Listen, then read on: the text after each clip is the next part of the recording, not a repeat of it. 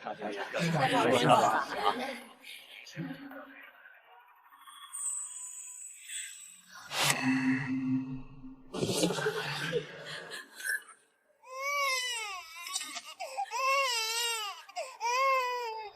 妃娘娘，求您给我们母子一条活路。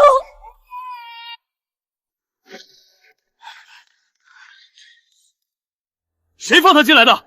拖出去！王爷，你不能不认我们的儿子啊！你个狗东西，敢背着我女儿养外室！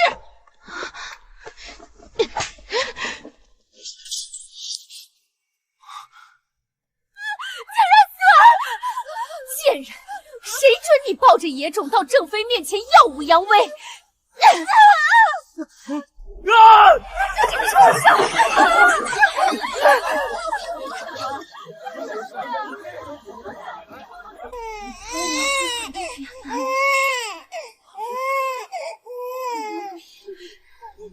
打够了吗？打够了，就把他抬进府。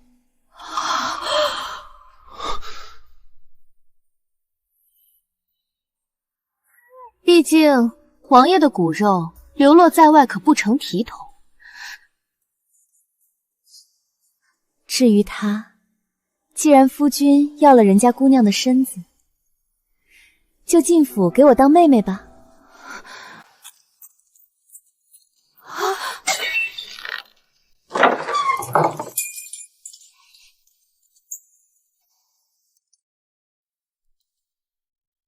娘，何必如此？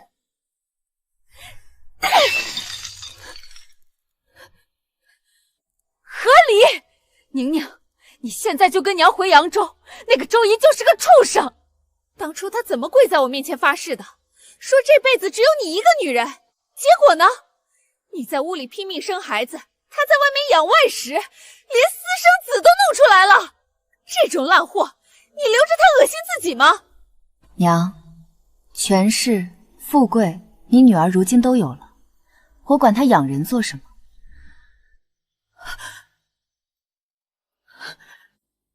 宁宁，你忘了我是怎么教你的？男子纳妾就是不忠，你难道忘了你爹的下场吗？我怎么会忘？4岁那年，父亲背弃誓言，娘毁了那女子的容貌，还趁她熟睡时踩断了她的子孙根。和离书签了，否则这些证据就会出现在御史大夫案头。你竟然在书房搜这些！我是你夫君，你若毁了我，你也没好日子过。夫君，从你背弃誓言在那外室床上纵情时，你就不是了。在这大周朝，女子病逝在后宅的方法有千百种，我若不拿捏住你的命脉仕途，怕是等不到今天就已经成了你嘴里的亡妻了吧？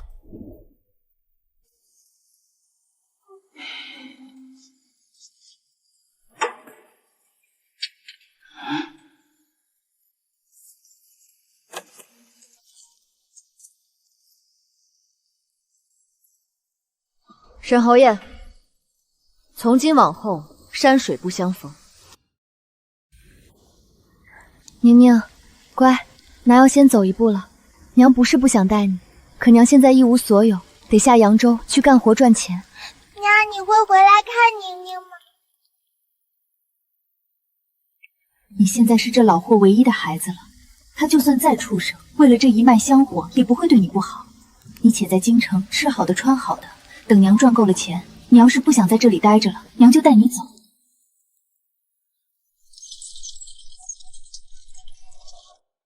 娘，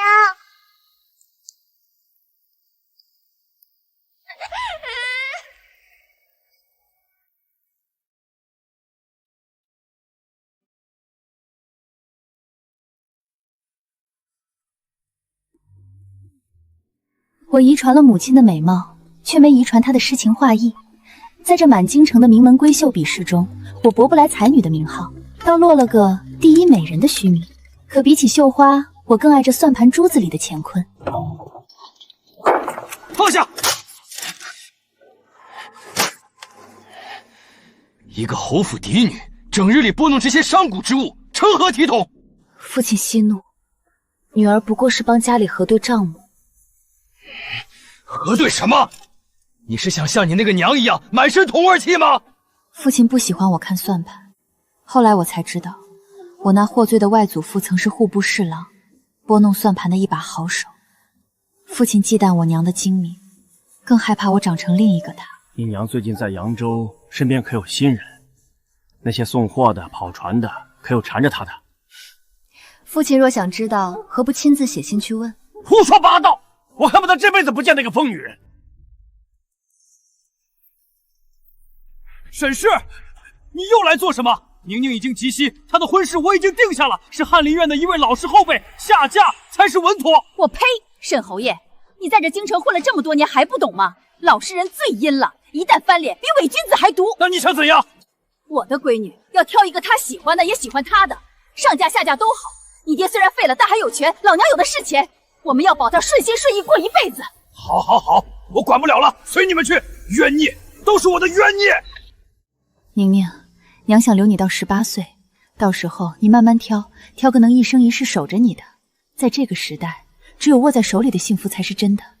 娘，宁宁知道，母亲想让我过得顺累平安，她以为有了钱和权就能换来一世安稳，可她终究不是这个时代的人，她不懂，只有站在权力的顶端，才能不被任何人主宰。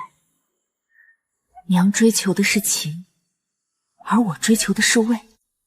我们要的从来不是一种东西。先皇幼子当今圣上亲弟弟，受尽恩宠却不威胁皇位。新帝继位后圈禁了其他有野心的王爷，唯独对他厚爱有加。这棵大树，我沈宁攀定了。沈侯爷、沈夫人，本王心悦沈姑娘已久，今日特来提亲。沈侯爷、沈夫人，想必沈姑娘也不会拒绝本王的诚意吧？我们家有祖训，若是娶我们家的女儿，夫婿不得纳妾养外室，更不许与旁人有孩子。狗屁！你又胡扯！我们侯府什么时候有过这等祖训？沈侯爷，你自己发过什么誓，又付出了什么代价？难道忘了？沈夫人，这大周朝从未有过这样的先例，本王贵为亲王，这要求未免太过无礼。王爷既然觉得无礼，那便请回吧。望王爷早日觅得佳人，臣女不远送。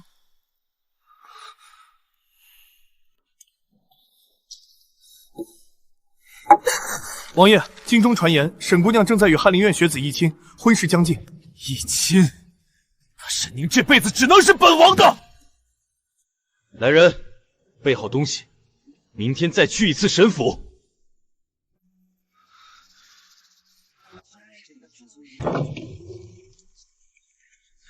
若娶沈姑娘，本王不会再有其他任何女人和子嗣，此生此世唯你一人。真的答应了。宁宁，他为了你竟能做到这一步。王爷的深情，宁宁铭记于心。这一刻的周景和当年的父亲一模一样，唯一的不同是，当初的母亲恣意热烈，她真的相信了未来的夫君，而我一字不信。既然是圈套，只要猎物钻进来就好。至于誓言，谁会在意谎言的保质期呢？一拜天地，二拜高堂，夫妻对拜，礼成。宁宁，这王府的日子虽舒坦，可终究是皇家，上家吞针，你公婆虽不在了，可上头还有陛下盯着，你怎会有真的好日子过？母亲，您实在不必担忧，您女儿过的一直都是好日子。我知道自己要什么，这条路是我自己选的。娘娘，快看，我从街上带回来的，酸甜正合适。周景，倒真不像个皇家子弟。宁宁，这别院的花比京中开的艳，往后我常带你来散心。等过些日子，咱们去城郊摘桃，再去江边泛舟，把京郊好玩的都逛遍。嫁入王府的日子比我想象中更舒服。周易是个会享受生活的人，待我疯玩疯跑，新帝又对他厚爱有加，这种日子连我都要以为我会一辈子这么顺利下去。王妃娘娘大喜，陛下说了，荣安王府守天子嗣乃是皇室大吉，这些头面药材，请娘娘务必收下。宁宁一定是女儿，生个像你一样的，漂漂亮亮的，跟雪团子似的。我准要把她宠上天去。王爷，你那些武将同僚要是听见了，又要冲您吹胡子了。他们那是嫉妒，生了女儿藏得跟什么似的，我豆豆都不成。等我自个儿有了闺女，天天领出去缠死他们。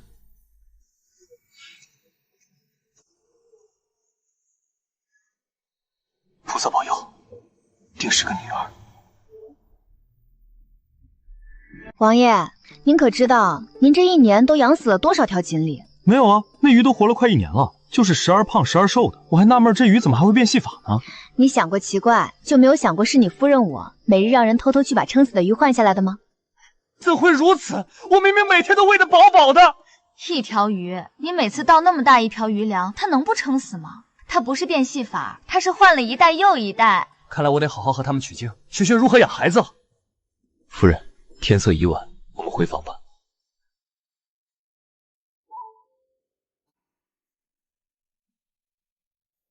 彼时新婚燕尔，真情难能可贵。我看着他为了一个不确定的女儿去求神拜佛，去钻研食谱，在那一刻，我突然觉得，或许这世间真有例外。我曾以为我这辈子只信权，可看着周静，我竟在不知不觉间动了心。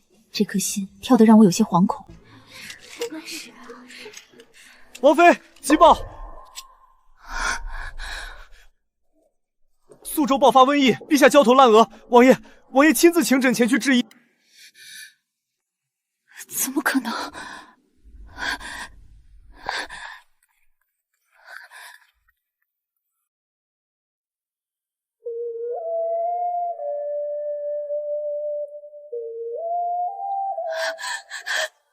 王爷，你要去苏州，那是瘟疫，会死人的。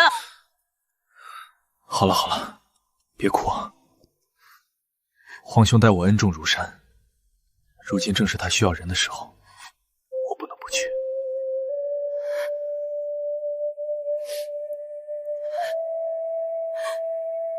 可你没处理过这些，那是地狱。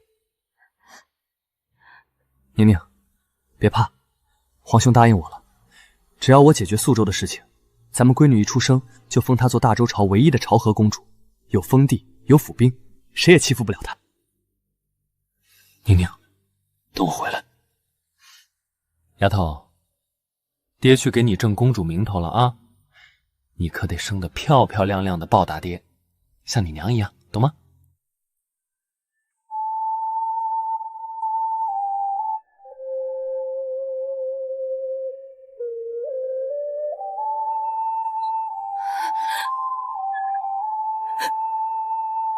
若他死在苏州，新帝会补偿我的孩子。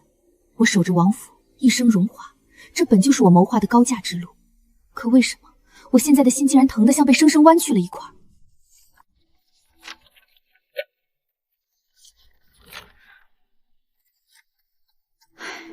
你终归才16岁，再清醒也容易动心，脑子都没发育好。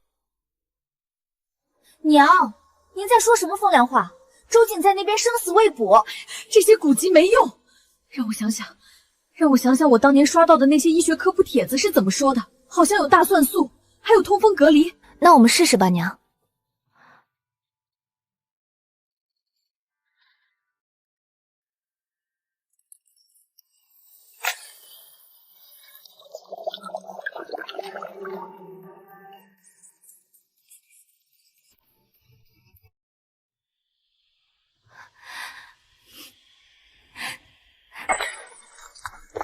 王妃，急报！王爷在宿州染上瘟疫了。贝马，我要去宿州。你疯了！你怀着孕，这里的医疗水平这么差，你想死在路上吗？娘，我有药方，我不会死。我必须保住周瑾。这一胎还没落地，我需要一个父亲，一个战功赫赫的王爷，才能守住这泼天的富贵。我不管这些，你是我的女儿，我只要你活着，其他的我管不着。若今日是你出事，他只怕跑得比兔子还快。娘。年少慕爱是本能。娘，这些话是骗你的。我早就想好了，我这一胎必须是龙凤胎，王府的一切只会是我的。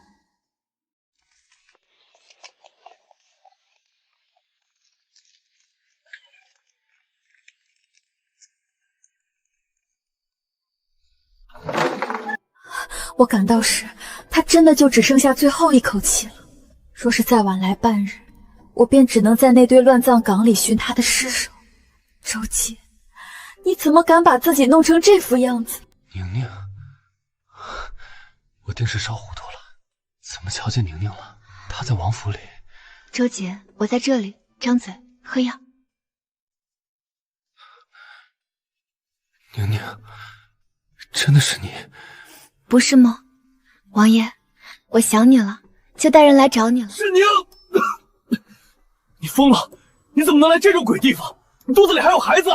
王爷多虑了，好歹我也做了你1年的王妃。若你真死了，我守一辈子寡，享受你的荣华福贝，总得先来看你最后一面，确认你是不是真咽气了。你这小娘们儿，你他娘的比爷们儿还爷们儿！往日里我总以为你是个要人宠着的娇娇女，我真是瞎了眼，小看你了。我周静这辈子娶了你，值了，便是现在死在这儿也值了。胡说什么？你可不能死！你若死了，将来谁给咱闺女取名字？谁领着她去缠死那些武将老匹夫？沈宁，你给爷记着，我周静要是活下来了，要是以后对你有一丁点不好，我就不是人，我就该被千刀万剐。王爷，我记下了。值了，沈宁这一辈子算计人心，唯独这一次，我赌上了性命。周氏，看在你这一颗的真心里，我便许你岁岁年年。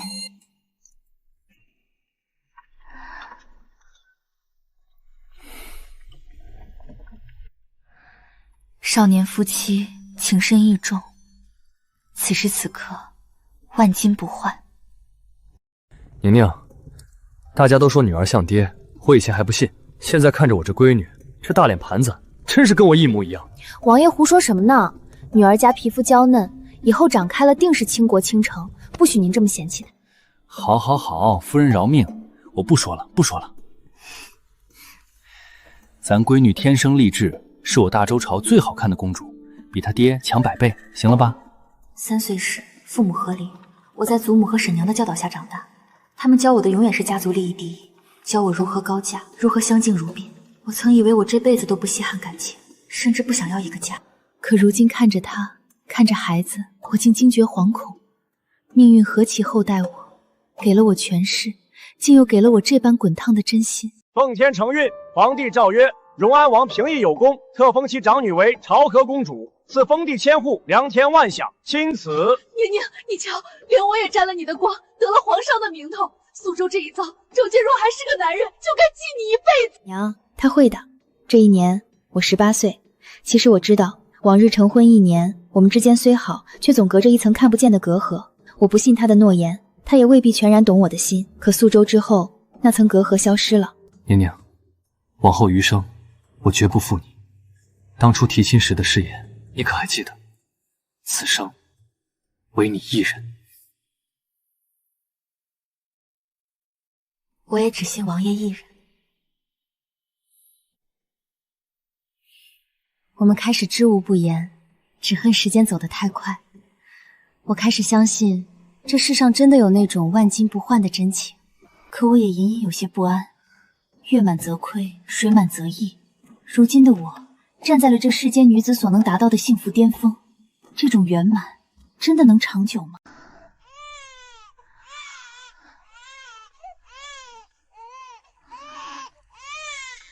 恭喜王妃，贺喜王妃，是一对龙凤胎，龙凤呈祥啊！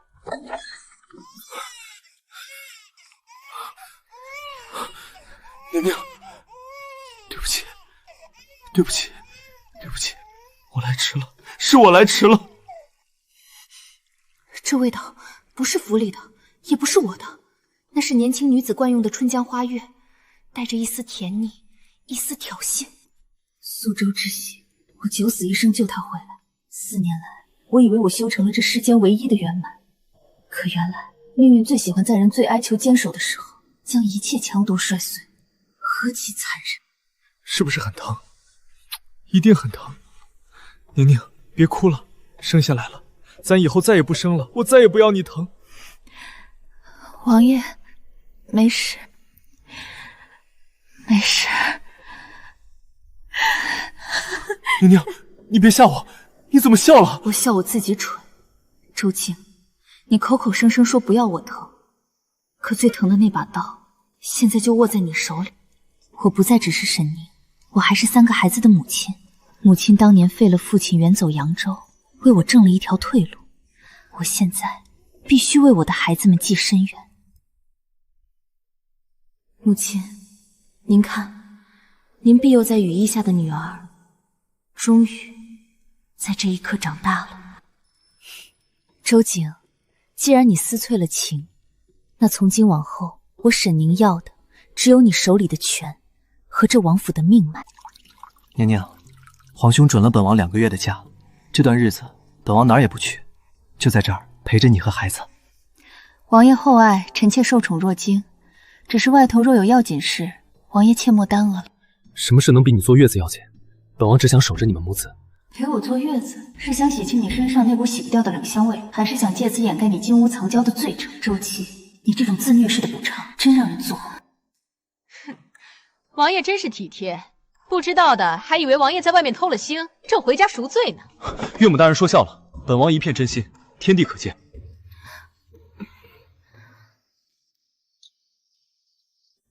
王爷这些日子操劳，这碗参汤是臣妾亲手温的，王爷喝了吧。王爷，臣妾总觉得那只丢了的金钗还在外头，若哪天找到了，您可得亲手帮臣妾拿回来。喝吧，这加了料的汤，会让你这辈子除了我的孩子，再无后顾之忧。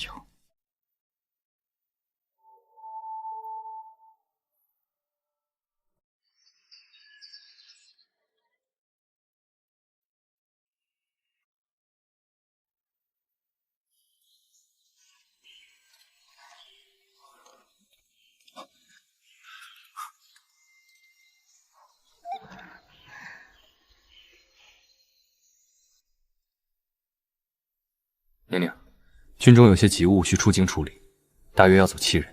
王爷公事要紧，路上保重。我和孩子在府里等您。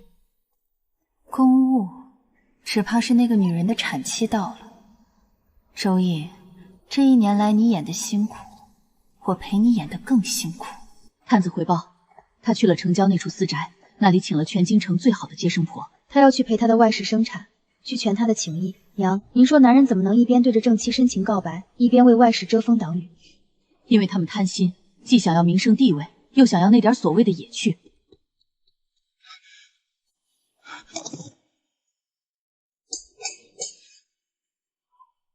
娘娘，本王对不起你，可那也是本王的孩子。这孩子骨相清奇，朕甚是喜爱。今日赐名周韵，即日起接回宫中，由太后亲自教养。臣妾待韵儿叩谢陛下圣恩。韵儿入宫，名分已定。周瑾，这只是我为你铺就的登天路，也是送你下地狱的引魂妆。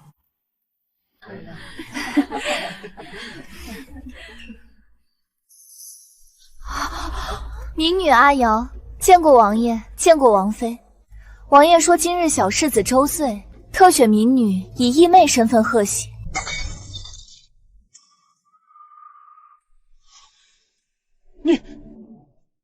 你胡闹什么？谁让你出来的？王爷，我这不是想你了吗？听闻王妃姐姐最近在寻这只金钗。王妃姐姐莫怪，这钗子是王爷前些日子见我辛苦，亲手为我戴上的，说是最衬我的肤色。义妹，既然是王爷亲手送的，那本宫自然得好好瞧瞧。哪儿来的乡野村姑，披了件锦绣皮就敢来王府诱引皇妃？这金钗乃我沈家家传，宁宁半年前失窃，原来是被你这安杂东西偷了去。王爷，救我！民女不是小偷，还敢狡辩！满身小家子气的廉价冷香，熏得本夫人作呕。来人，将这手脚不干净的毒妇拽往后院，本夫人要亲自审审。夫君，您瞧这事闹的，那只旧钗臣妾找了许久，竟不知是夫君拿去送了义妹。娘娘，本王是一时糊涂，是他救过本王的命，本王才……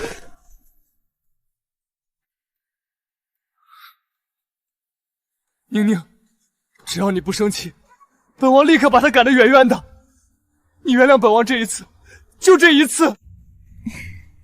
夫君快请起，既然是救命恩人，送支钗子又何妨？臣妾怎会真的怪你？原谅周薇，我要的是你亲手把她捧到我面前，只有离得近了，我才能让你看清你心头的白月光是如何变成一滩令人作呕的烂泥。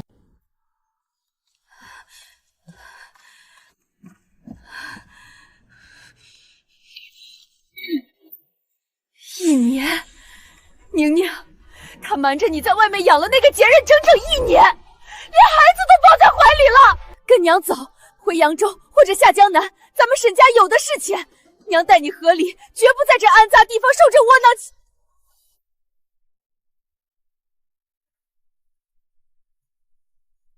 娘，和离了，我只是个下堂妇。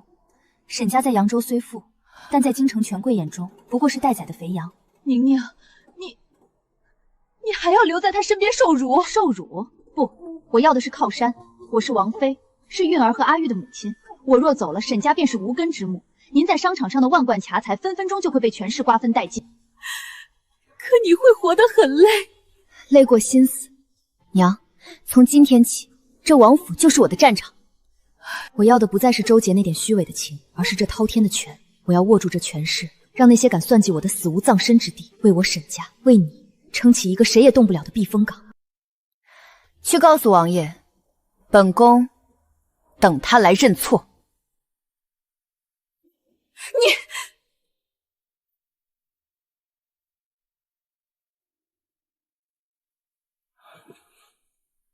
宁宁，苏州荒山野岭，是阿姨舍命救我。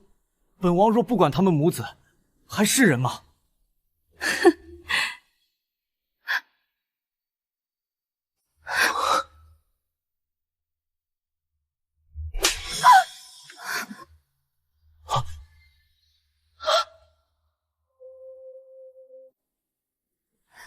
娘，您别怪王爷了，是女儿没福气。宁宁，你为什么这么傻？本王罪该万死。王爷，既然那孩子也是您的骨肉，总流落在外受苦，臣妾这心里也不安，不如接他们入府吧。宁宁，你说真的？你真的愿意接纳他们？臣妾不想让王爷背负薄情寡义的骂名，哪怕为了韵儿和阿玉，臣妾也该容下他们。宁宁，你是这世上最善良的女子，本王发誓，入府后绝不会让他们越过你去。好好好，你好好歇着，我这就去。好好好。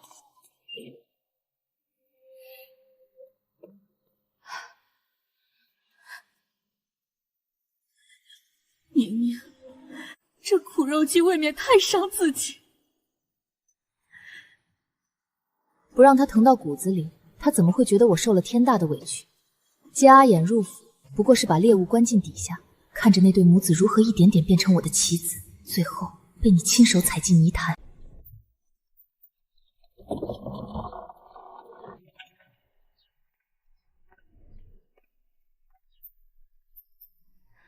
王爷，这王府虽大，却不知哪一处才是民女和孩子的安身立命之所。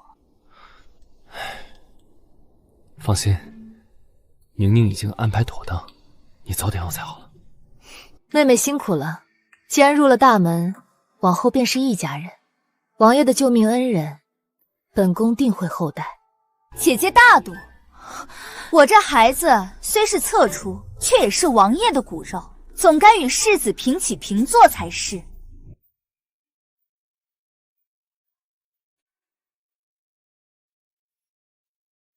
哎呦，主子您可得立起来，王爷心疼您救命之恩，只要您多吹吹枕边风，这王府的正位指不定是谁的呢。那是自然，沈宁不过有个家世撑着，论情分，他拿什么跟我比？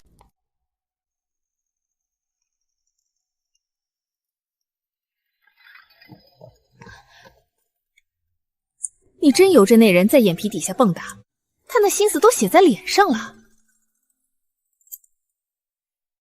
他以为有救命之恩和孩子就是护身符，可他不懂，这深宅大院，生下来是本事，养得大才是造化。孙嬷嬷会教他如何变得贪婪，如何去争，如何引起周瑾的厌恶。阿娘，你就尽管闹吧，闹得越大，你和你那私生子死的就越快。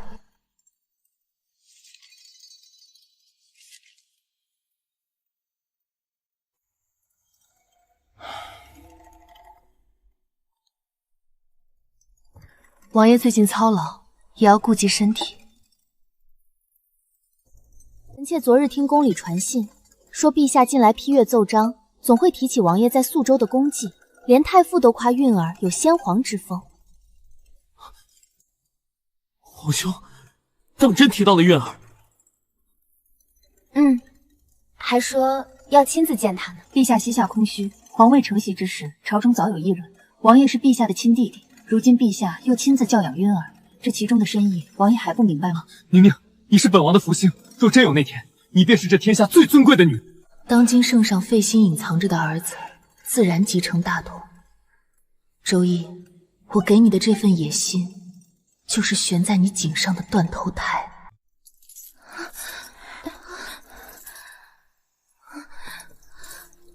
你们这群废物，这点事都办不好。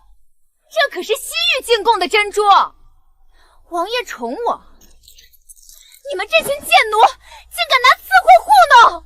哎呀，姑娘息怒。本王还在操劳社稷，你却在这奢靡内耗，成何体统？王爷，民女救您时受了那么多苦，花点银子怎么了？您不是要封我做侧妃吗？不知所谓。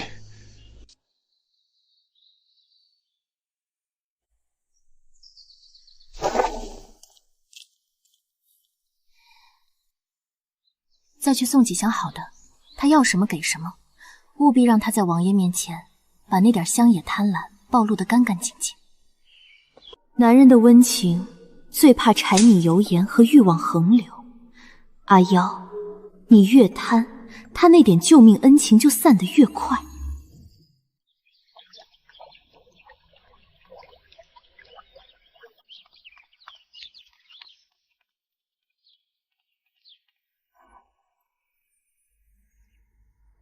陛下对韵儿当真是疼到了骨子里。昨日传回话来，说韵儿在宫中学业过人，陛下打算亲自贴身玉佩，这可是皇子才有的体面。皇子，那我的孩儿……妹妹莫急，王爷志向远大，定会为那孩子谋个前程。只是如今朝堂盯着紧，这名分的事急不得。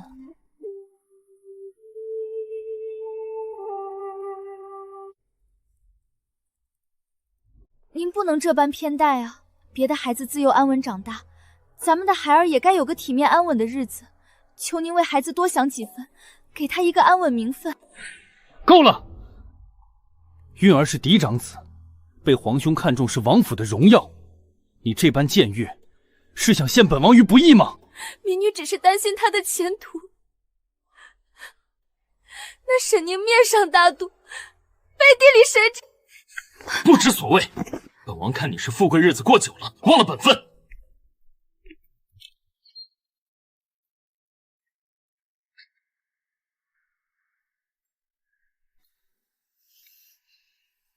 沈宁，是因为有了那个孩子，你才敢如此高高在上。主子，若那个孩子没了，王爷的希望不就全在咱们小主子身上了吗？对，只要韵儿和阿玉出了事，周琦只能靠我的儿子。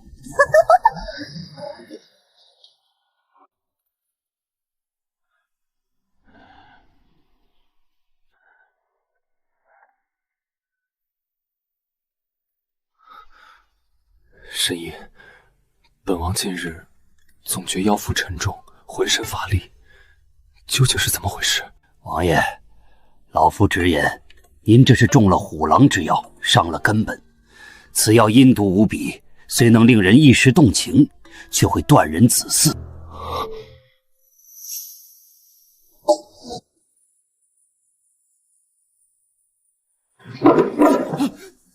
你说什么？断绝子嗣！本王如日中天，怎会？这毒记载已有2、3年之久，算时间，正是王爷在宿州落难那段日子。想必是有人为了让王爷清心，在药里下了猛料，坏了您的根基呀！哎呦，竟然是你！你这个蛇蝎心肠的毒妇，为了困住本王，竟敢断我皇室香火！王爷，臣妾从未想过妹妹会如此糊涂。说您真的，那韵儿和阿玉，便是您在这世上唯一的指望。指望？对，只有韵儿那个女人，她害我至死，还妄想她的儿子能得富贵。宁宁，从今天起，本王再也不想见到那对母子。至于韵儿，本王要把这天下最好的都补偿给她。阿妖种下的因，终究成了他的死局。周记，你亲手掐灭了对他最后的温情，而你的命也早已握在我的手中。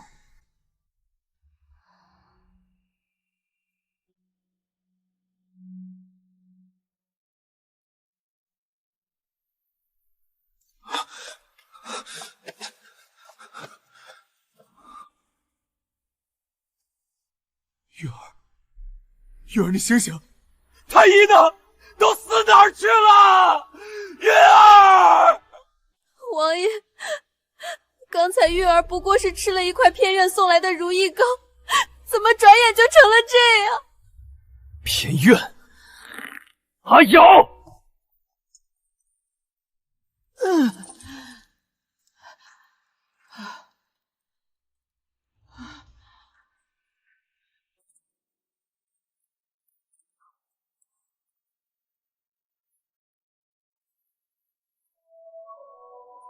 说，是谁指使你给世子下毒的？是不是阿姨？王爷饶命！奴婢只是奉命行事。主子说，只要世子没了，王爷的江山就全是咱们小主子的了。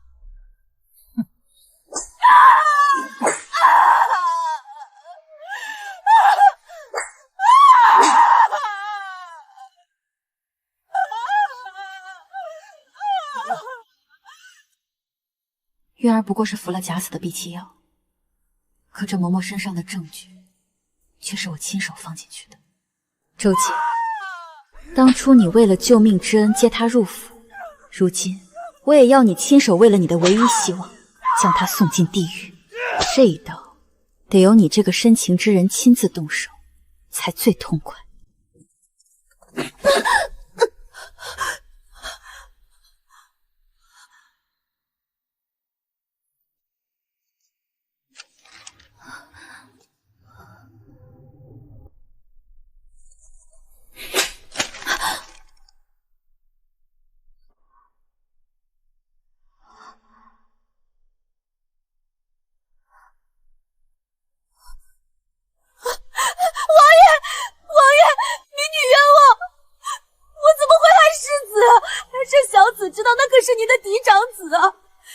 嬷嬷被沈宁买通了，她是故意栽赃。栽赃？世子中的毒和你当年在宿州给本王下的助兴药一模一样。神医说了，就是那药坏了本王的根基。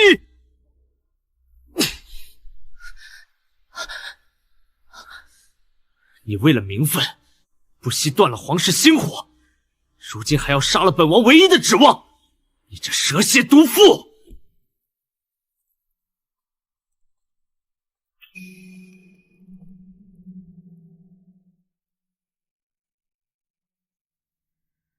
妹妹，王爷对你百般呵护，连我这正妃都要避让3分。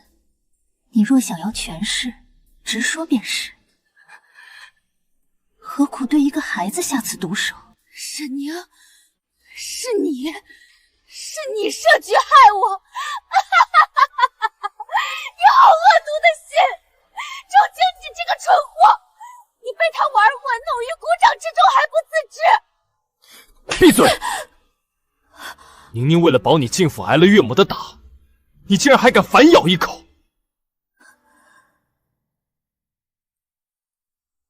带下去，关进冷院，严加看管。没有本王的命令，谁也不许放他出来。周琦，你杀了自己的恩人，你会有报应的。沈宁，我在地狱等着你。王爷息怒，保重身体要紧。地狱，阿七，冷院就是你的地狱。接下来，我要看着周记如何一步步把你们母子彻底抹杀。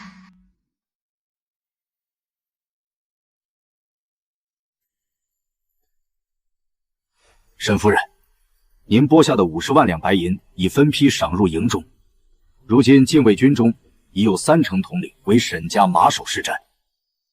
钱不是问题，我要的是，若哪天京城生变，这北门与午门的守将必须是我沈家的人。末将明白，皇商沈家便是弟兄们的活命钱。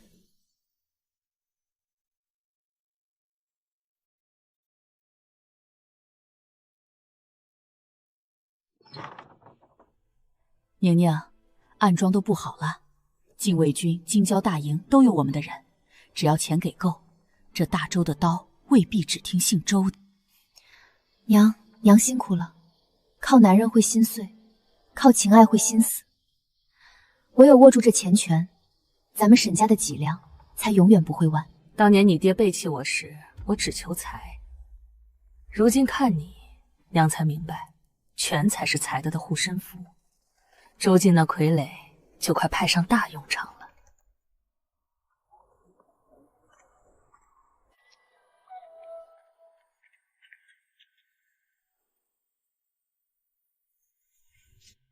宁宁，皇兄病重，朝中局势不稳，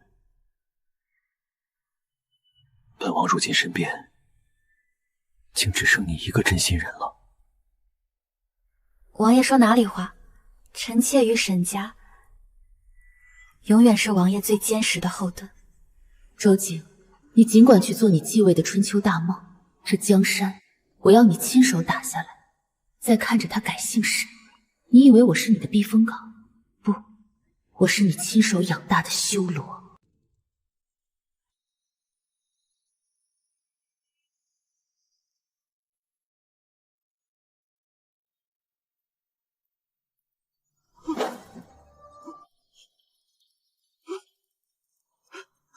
陛下，快传太医！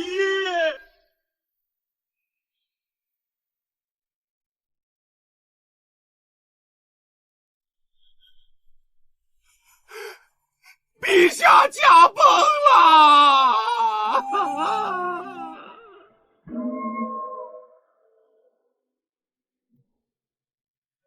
这一天终于来了，大周的旧主已去，新主该由我沈家来立。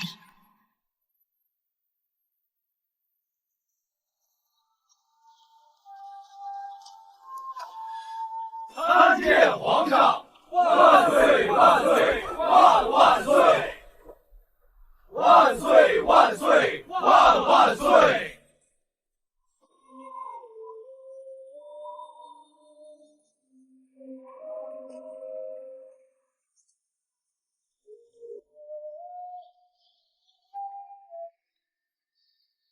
宁宁，朕登基了，从今往后，你便是大周唯一的皇后。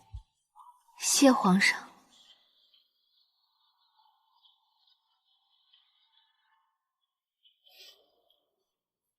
皇后，那只是个虚衔。周记，我要的是你身后的龙椅。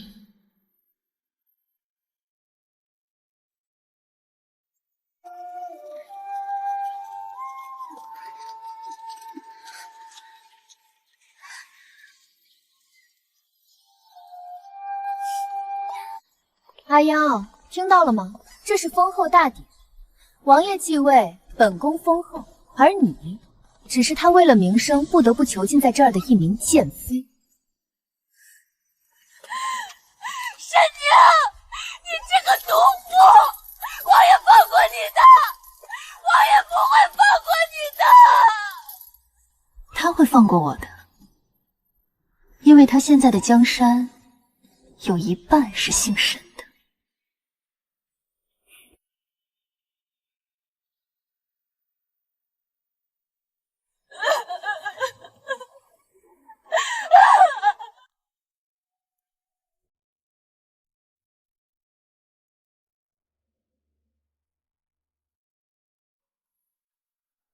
内官，你瞧世子这眉眼，这耳后的朱砂痣，为何与朕在苏州见过的那个男人如此相像？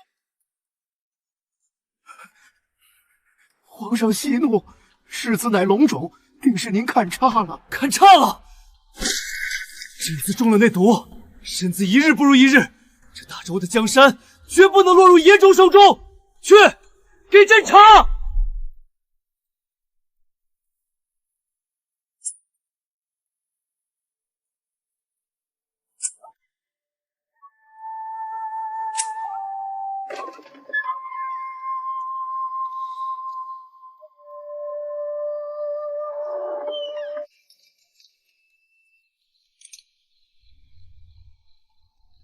皇上深夜到访，可是为了韵儿的血缘？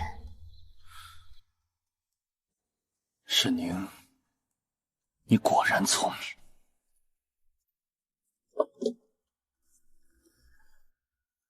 这是先皇临终前的密诏，记录了韵儿出生时的胎记异象。王爷若不信，大可亲自去验。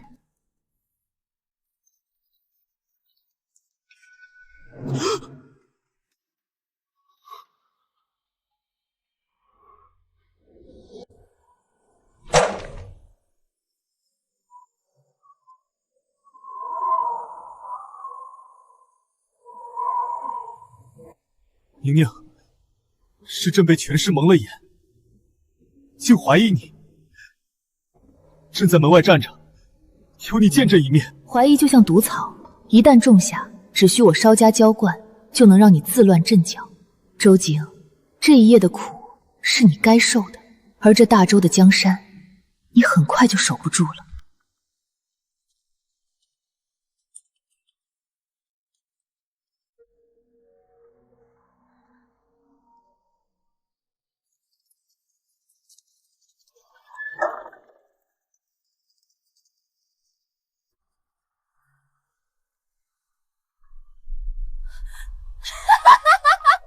沈宁，你来看我笑话！我便是死，也要化作厉鬼缠着你和周易。死？那太便宜你了。你不是想见皇上吗？本宫给你这个机会。韵儿暴病而亡，不得好死。这是什么？我没写过，不是我写的。本宫说你写了，你便是写了。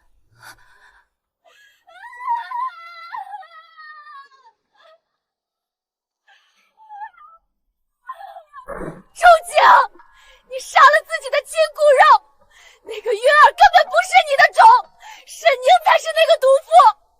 我咒他不得好死，咒大周江山断子绝孙。皇上，妹妹定是疯了，才敢如此诅咒皇儿，臣妾心如刀割啊！毒妇，诅咒朕的继承人，坏朕的江山稳固，你该死！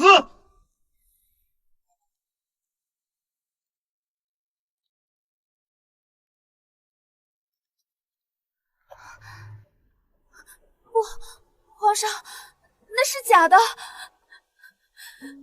沈宁栽赃我，是他陷害我。你的存在就是朕一生的耻辱，给朕咽下去！朕。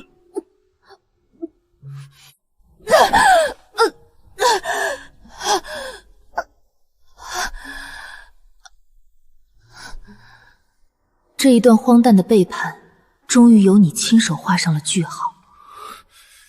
周静，亲手杀掉自己曾经的救命恩人，这种滋味好受吗？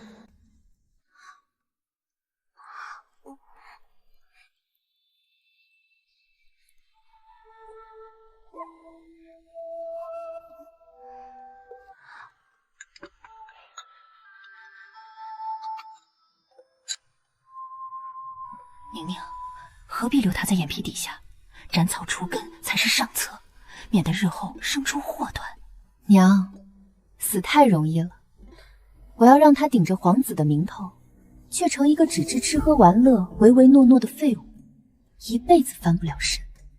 成儿，以后本宫就是你母后，想吃什么玩什么，尽管跟本宫说，不必害怕。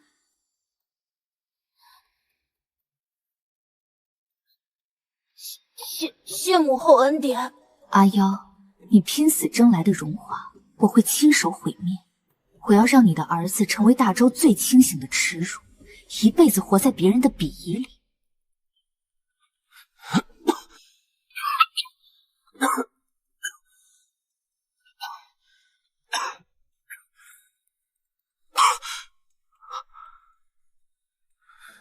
内官，皇后把橙子接去亲自抚养了。是，皇后娘娘大度，说是不能让皇室血脉流落在外，正把四皇子带在身边悉心教导呢。悉心教导，朕每看一眼那孩子，就能想起阿孬是如何害朕，想起朕是如何亲手杀了那个毒妇，日夜不得安宁。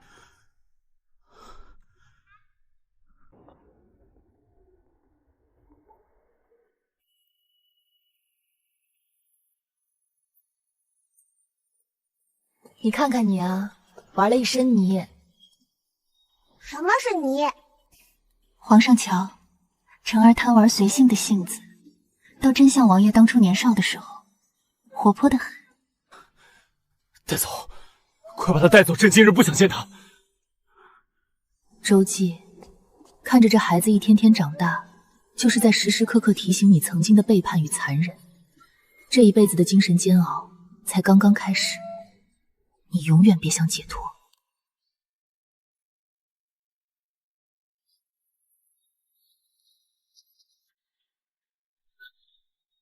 朕正值壮年，为何批阅不到1个时辰便觉心力交瘁？太医，朕的补药呢？皇上，那是陈年旧疾，须得静养，不可过度劳心伤神，方能慢慢调理。皇上息怒，您龙体要紧，朝中那些琐碎折子，臣妾瞧着心疼，不如由臣妾替您分类批阅，要紧的再呈给您定夺。还是宁宁懂朕，那些老臣成日里啰嗦聒噪，朕确实听得头疼。此事便交由你打理。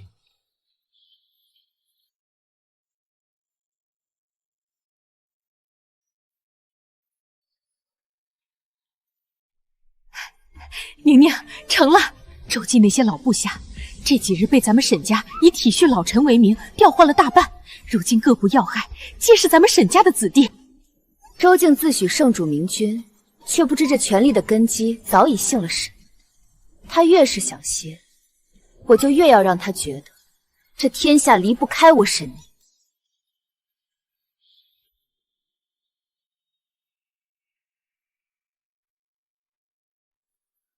内官，朕怎么觉得这几日入宫面圣的大臣少了许多？殿中如此空寂，到底是何缘故？皇上，娘娘吩咐了，怕惊扰您养病，寻常小事都在坤宁宫回了。朝臣奏报也由皇后娘娘先行打理。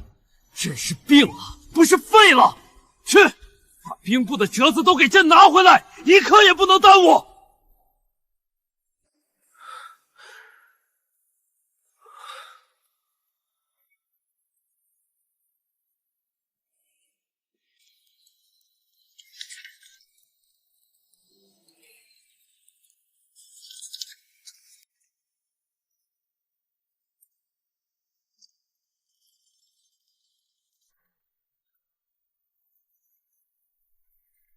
宁宁，朕今日一起苏州出见，那时你我夫妻同心，朕在瘟疫中九死一生，是你抗旨救了朕。你说，若我们还像那时候一样？皇上说笑了，那时候臣妾救的是夫君，现在臣妾守的是大周的皇上，情分变了，本分没变。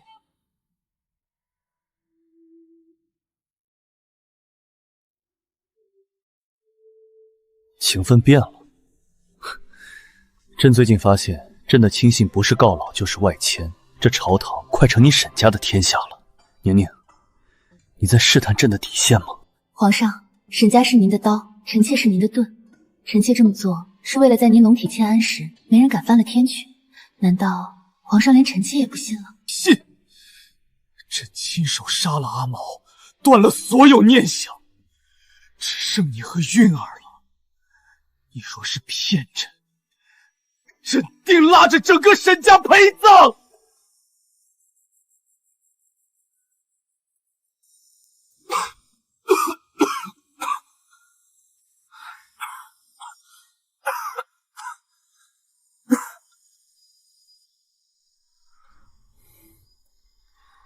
皇上多虑了，臣妾早已死在生产那天。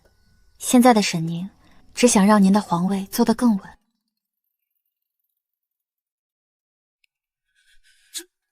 朕没废，边境不稳，朕要亲自去看看。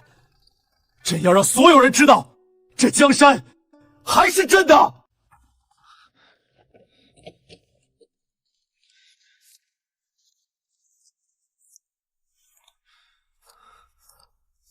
沈家势大，朕便从民间选才。这些寒门子弟没有门阀背景，只要朕亲自提拔，他们就是朕最忠诚的刀。皇上，这名册上的前50名，大多受过沈夫人的春风紫助。什么资助？沈夫人早些年在各地广设学堂、修桥补路，这些学子进京赶考的盘缠，皆是从沈家钱庄直取的。他们入京第一件事，便是去坤宁宫叩谢娘娘恩典。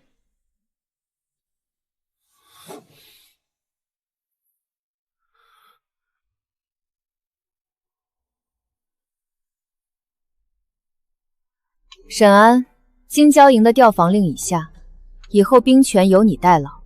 记住，皇上近来多思，若有乱臣贼子惊扰圣驾，直接拿办。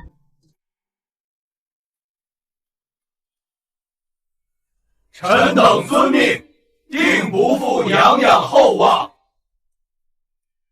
宁宁，周静还在御书房选人呢，他哪里知道这大周的一支笔一柄刀，如今都要看沈家的脸色。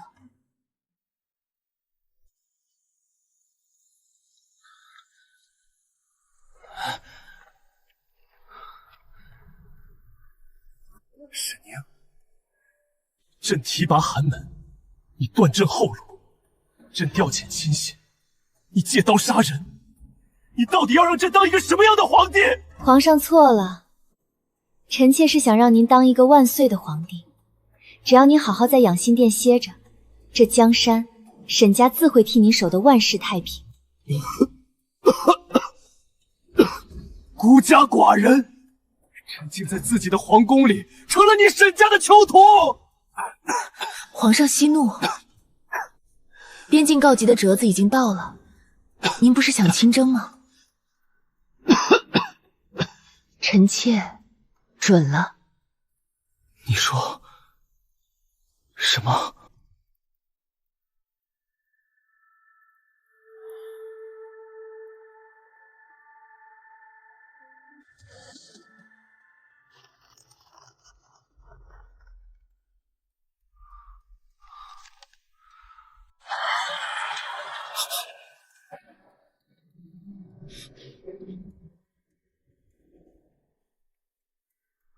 龙凤胎产下当日，王爷服用补汤，成分含秘制蕨子粉。原来不是阿瑶，原来从一开始，朕就掉进了你的温柔陷阱。温柔陷阱。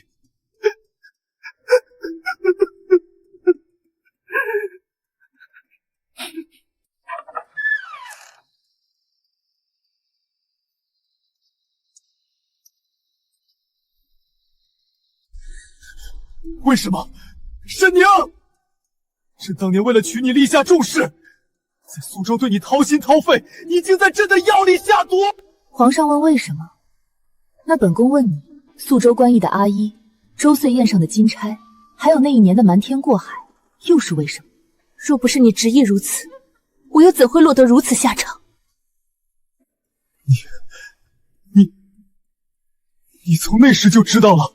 皇上以为本宫会等到今日才知晓，苏州关驿那夜，本宫便看清了你的虚伪。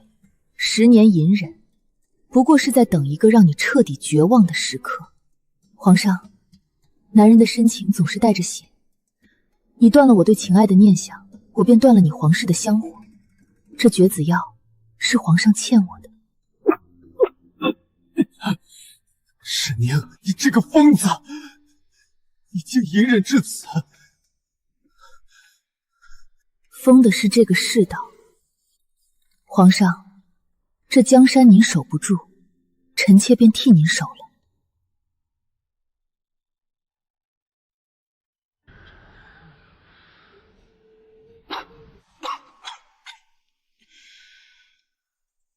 边境告急，朕要御驾亲征。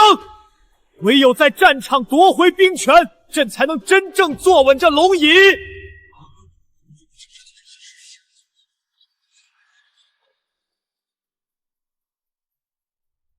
皇上万金之举，怎可轻言涉险？臣妾实在舍不得。宁宁，你是怕朕回不来吗？你到底还是在意朕的？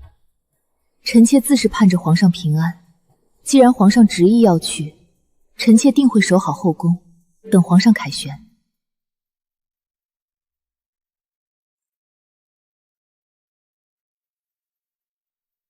你就这么放他走？他若是在边境招兵买马，倒是个变数。他那副身体早已被绝子药和补汤掏空，经不起半点风霜，御驾亲征，那不过是本宫送他的最后一场大喜。本宫要让他知道，这一路的风霜都是本宫送给他。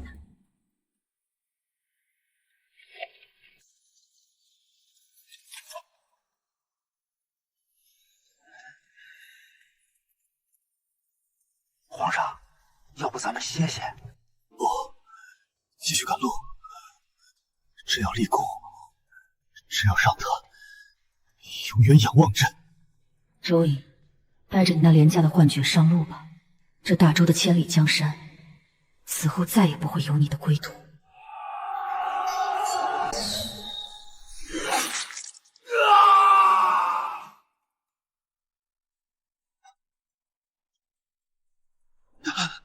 皇上，皇上，剑上有毒，快传军医！不，朕要回京，朕要见皇后，快发密信回京。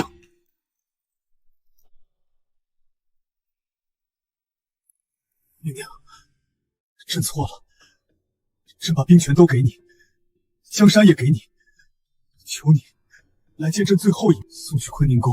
亲手交给他，是，记住，一定要亲手交到沈宁手上，不可转交他人。我相信，他看了这份密信，一定会为我这份深情所动容。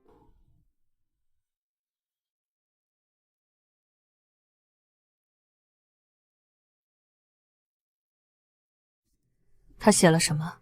无非是些廉价的深情与临终的忏悔。事到如今，他竟还以为本宫会为这些东西动心。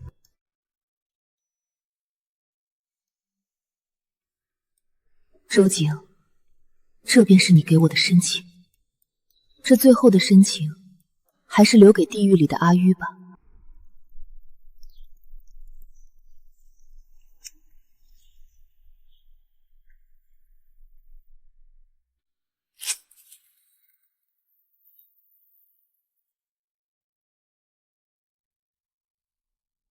娘娘，皇上御驾亲征，遭遇伏击，流箭入胸，毒性已深入肺腑。皇上临终前疯了般喊着娘娘的名字，求娘娘即刻启程，随奴才去前线见最后一面啊！本宫一非太医，二不通药理，去了前线，除了给将士们平添累赘，还有何用？那是皇上临终的遗愿啊！皇上说，他只想亲耳听您说一句原谅。原谅？大周的江山社稷比本宫的原谅重要得多。皇上既然御驾亲征，便该死在疆场，全了他一代帝王的名声。他的遗愿，我帮不了。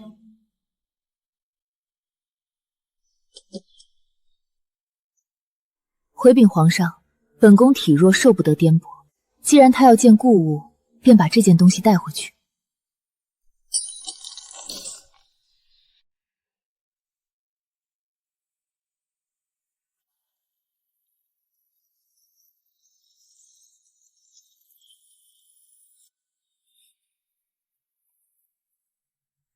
段千，他终究是将它还给了朕。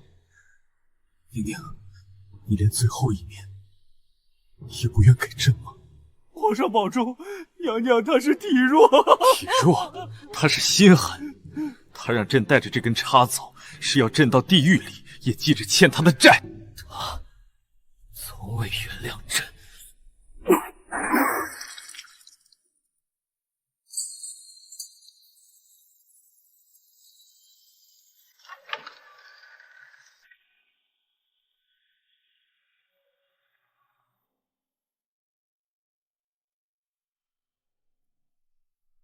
皇上驾崩，娘娘节哀。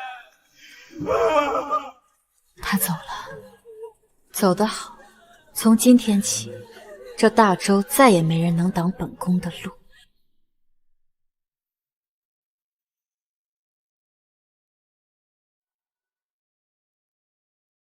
母后，父皇去哪儿了？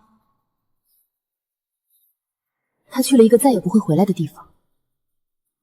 韵儿，以后这里就是你的，你归俊儿，而母后会替你守着。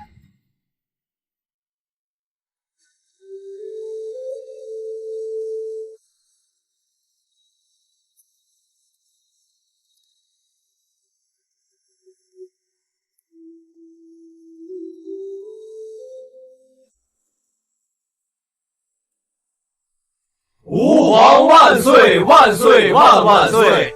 太后娘娘千岁千千岁！先帝年幼，哀家奉先帝遗诏，暂行垂帘听政之权。即日起，废除旧律，增设女官，大周江山共治天下。大周历代以来，首次由太后摄政掌权的时代，正式拉开帷幕。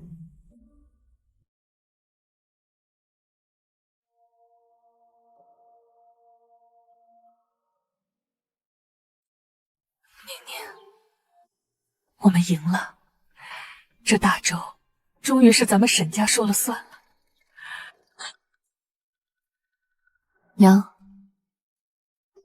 这杯酒祭奠您死去的爱情，也祭奠曾经那个天真的神明。周瑾追求了一辈子的皇权，最后成了我的垫脚石。这权力比任何情爱都要烫手，却也最让人心安。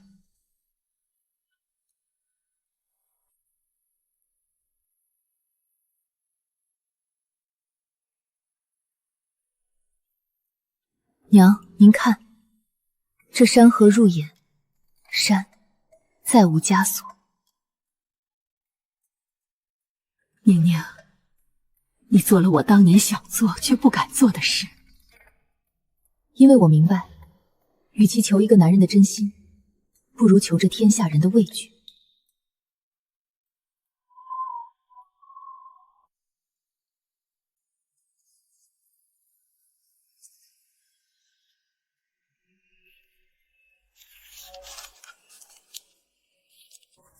李大人，3年前你在宿州为王爷遮掩外室行踪，不仅瞒了哀家，还贪没了沈家拨去的赈灾款。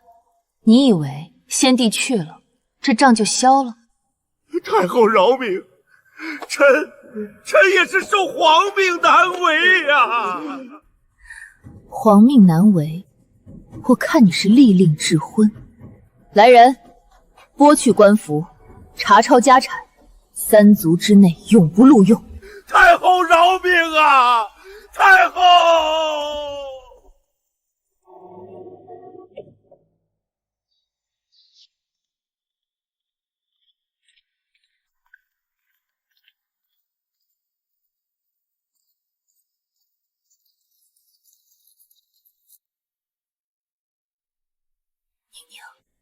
你如今这手段，连娘都觉得心惊。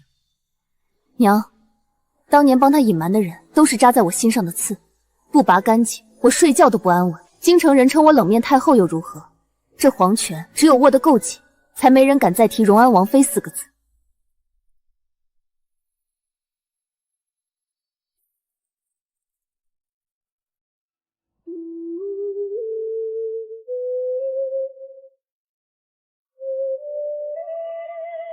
周景，你留下的那些残渣，我会替你清理得干干净净。从此大周朝堂只知有太后沈氏，再无周家的恩宠。娘，这枚令牌您收好。从此大周疆域，您想去哪儿便去哪儿，这皇宫大门永远为您敞开。宁宁，娘在这宫里待得太久，心都快哭了。如今看你坐稳了这江山，娘也想回扬州看看，去看看那断桥残雪，过过属于自己的日子。您尽管去，去寻那真正的快乐，不管是商路还是山水。在这世上，您不仅是太后的母亲，更是沈氏阿宁。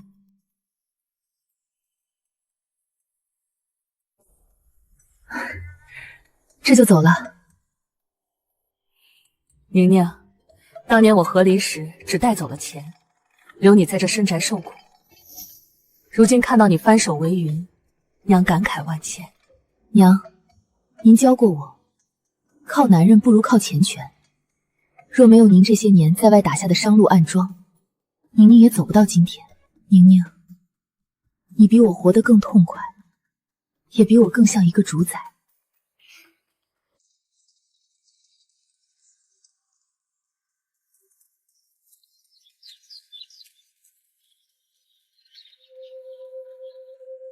娘，去飞吧。这宫墙锁住了我，便绝对不能再拴住您。这一幕恰似他的人生，舍弃了虚无的爱情，放手了至亲的牵绊，坐拥江山，却也甘受孤寂，彻底看透情爱与亲情的真谛。爱情是死物，亲情是归途。如今这天下已定，我终于成了这孤家寡人，也成了这世间最清醒的王。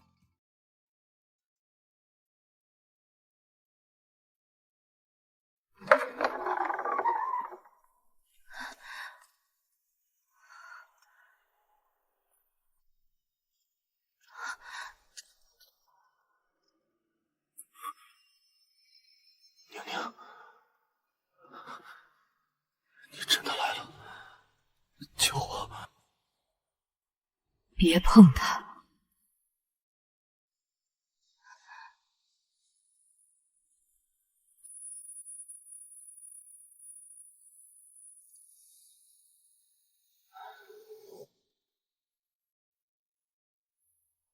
师娘，别走！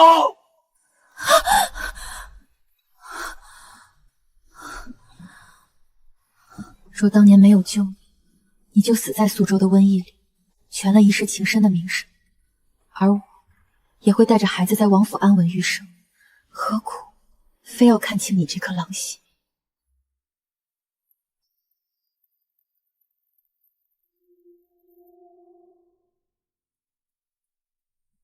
周瑾，你死在悔恨里，而我活在清醒中。那场苏州的救赎，终究是我这辈子做过最错的决定。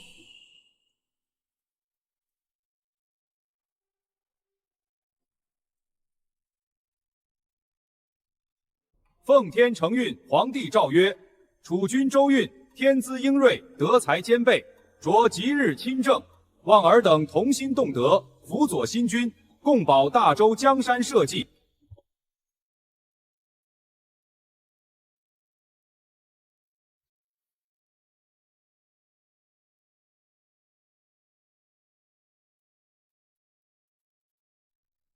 儿臣亲政，叩谢母后多年教导。这大周的江山，哀家替你守住了。往后路该怎么走，你要自己看了。吾皇万岁万岁万万岁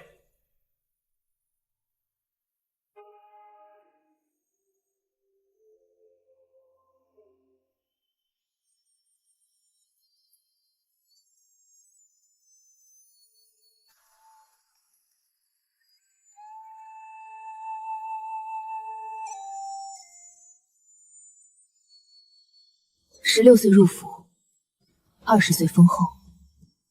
这一路走来，这红墙高筑的家，曾是我最恨的牢笼。